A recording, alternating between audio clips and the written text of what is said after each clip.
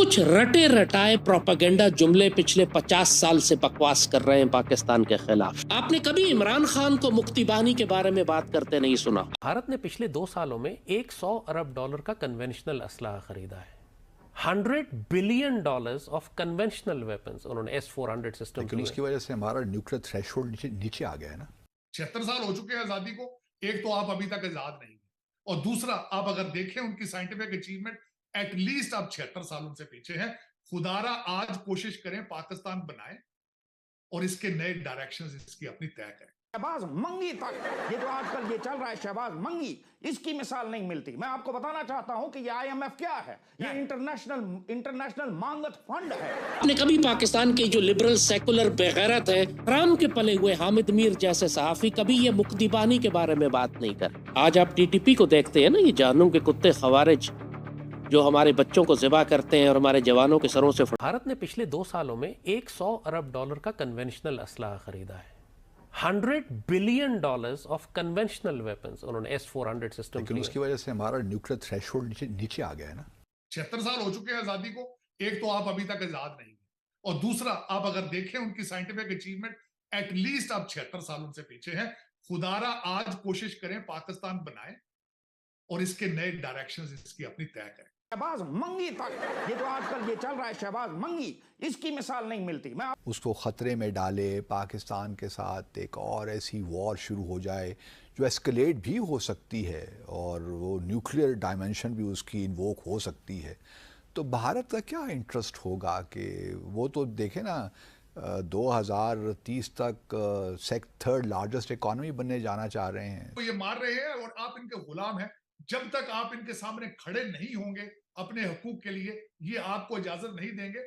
इस वक्त आपको मैं छोटी सी बात बता, ये हकूक है, हमें यहाँ पे स्टैंड लेना पड़ेगा। ठीक है, लेकिन जैसे ये कर रहे हैं ऐसे ये मुर्दा कौम है, ऐसे ही है, ये ऐसे ही जीते रहेंगे। इनको जितना मर्जी नीचे से नीचे दबाई जाओगे ये दबते जाएंगे। पाकिस्तान आपने बनाया ही नहीं।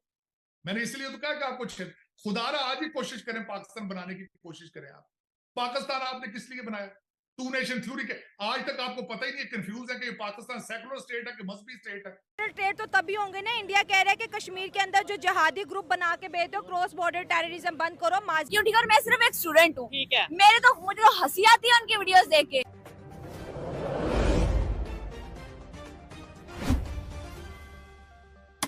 76 साल हो चुके हैं आजादी को। एक तो आप अभी तक आजाद नहीं, और दूसरा आप अगर देखें उनकी साइंटिफिक अचीवमेंट, एटलीस्ट आप 76 साल उनसे पीछे हैं। खुदारा आज कोशिश करें पाकिस्तान बनाए और इसके नए डायरेक्शंस इसकी अपनी तय करें। आप अभी तक आजाद नहीं। अगर 76 साल पीछे है तो इसका मतलब अभी तो हम वहीं पे खड़े हैं। शख्स मशरक़ी पाकिस्तान का जिक्र कर और उसमें मुक्ति बानी की दहशतगर्दी का जिक्र नहीं करता तो समझ जाए वो कज़्ज़ाब है, वो झूठा है, वो मुनाफिक है, वो गद्दार है, उसको फांसी चढ़ा देना। इंडियन आर्मी जनरल खुद टीवी पर आकर कहता है कि हमने 26,000 पाकिस्तान आर्मी के सोल्जर्स और ऑफिसर्स को POW बनाया। 26,000। भुट्टो और मुजीब बराबर के जिम्मेदार थे पाकिस्तान तोड़ने में। इस बात का इकरार अब नरेंद्र मोदी ने अपने तकब्बुर में कर लिया है कि हर मुक्ति बानी के दहशतगर्द के साथ एक भारतीय फौजी खड़ा होता था जो गैर बंगाली है, इसको मशरक़ी पाकिस्तान में नहीं रहने देना। इस बात पर भड़क गए पूरे बंगाली स्टूडेंट्स और वो सड़कों पे लाखों की तादाद में निकल आए और उनका नारा यही था, अमर की तुमर की, रजाकार रजाकार, कि तुम कौन मैं कौन, रजाकार रजाकार। पाकिस्तान में इस वक्त हरामखोर के बच्चे उसको हीरो बना के प्रेजेंट करते हैं। पाकिस्तान तोड़ने की साजिश 1947-48 से कर रहा था। फितरतन एक खबीस आदमी था। अगरतला साजिश पकड़ी गई का मतलब है कि सारे एलिमेंट्स इसके गिरफ्तार हो गए। मैं ये बताना चाहूंगा कि हम जड़ावाला गए, वहां पे SP सिंघा साहब आप जानते होंगे, जिन्होंने पंजाब को पाकिस्तान का हिस्सा बनाने में साइन किया था, बड़ा रोल था। उनके नवासे हमें मिले और वो रो रहे थे और वो कह रहे थे कि ये वही पाकिस्तान है जिसे मेरे दादा ने परदादा ने जिस तरीके से हम मतलब पंजाब को इसका हिस्सा बनाया, पाकिस्तान का हिस्सा बनाया। और उनका ये कहना था, आज मैं पछता रहा हूं कि मेरे परदादा ने, मेरे बड़ों ने जो पंजाब को पाकिस्तान का हिस्सा बनाया। ये एग्जैक्ट उनकी स्टेटमेंट है। सारे जज सियासी PTI नून लीग के अलावा उनको कुछ नजर नहीं आता। रिजवाना का कुछ किया है इन्होंने? आज जो असद शाह के वो बच्ची 10 साल की जो उसका पीर था, उसने उसको रेप करके मारा है, ऐसे ही। उसके लिए कुछ 100 मिनटों ले रहा है एक्शन जज कोई। और सर उसके ऊपर तो प्रॉपर स्टेटमेंट आई है कच्चे के डाकुओं की कि वो शाहजी के बारे में जो बात करेगा वो जिंदा नहीं बचेगा। मतलब पाकिस्तान में जंगल का कानून लगता है और नहीं और गलत है, नहीं नहीं अगर जंगल वो का बात करना नहीं, चाहे चौधरी साहब तो गलत कह रहे हैं। जी सर, दो चीजें कर रहे हैं, ना टू नेशन थ्योरी है, ना माइनॉरिटी सेफ है, बल्कि अगले दिन उस क्रिश्चियन ने कहा कि अपने झंडे से सफेद रंग उतार दो। वो एक तो वो रंग अमन को रिप्रेजेंट करता है, दूसरा माइनॉरिटीज को रिप्रेजेंट करता है।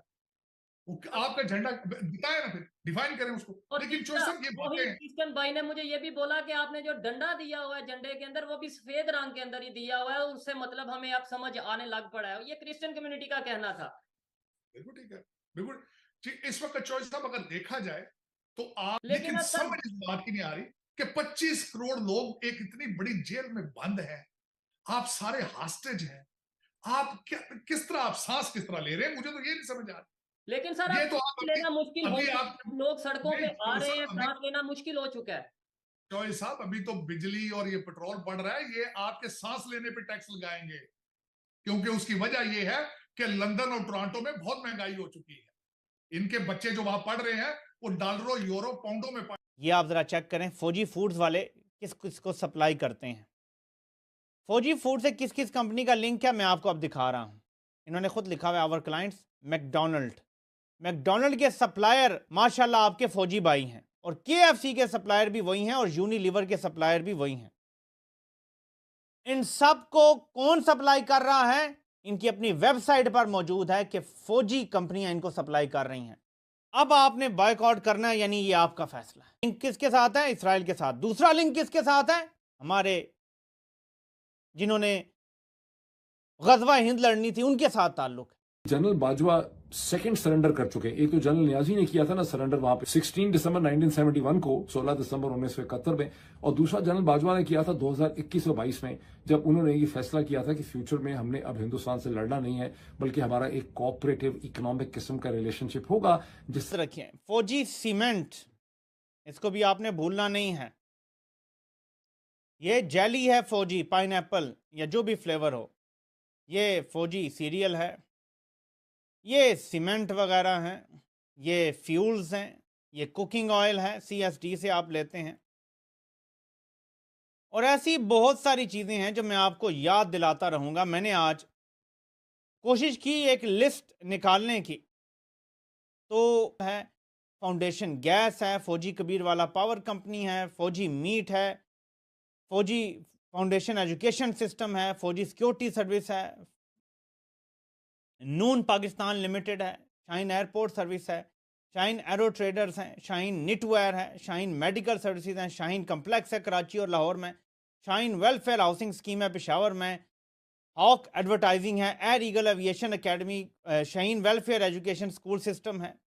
वो पैसा पाकिस्तान की तरक्की के लिए या पाकिस्तान के आगे बढ़ने के लिए, क्योंकि वो बहुत बड़ी मिकदार में पैसा भेजते हैं बाहर से। अगर वो अपना पैसा महदूद कर लें या सिर्फ उतना पैसा भेजें जितना ज़रूरत के तहत इस्तेमाल हो सकता हो, तो ऐसी सूरत में हुकूमत को बड़ा तगड़ा नुकसान हो सकता है। तो इमरान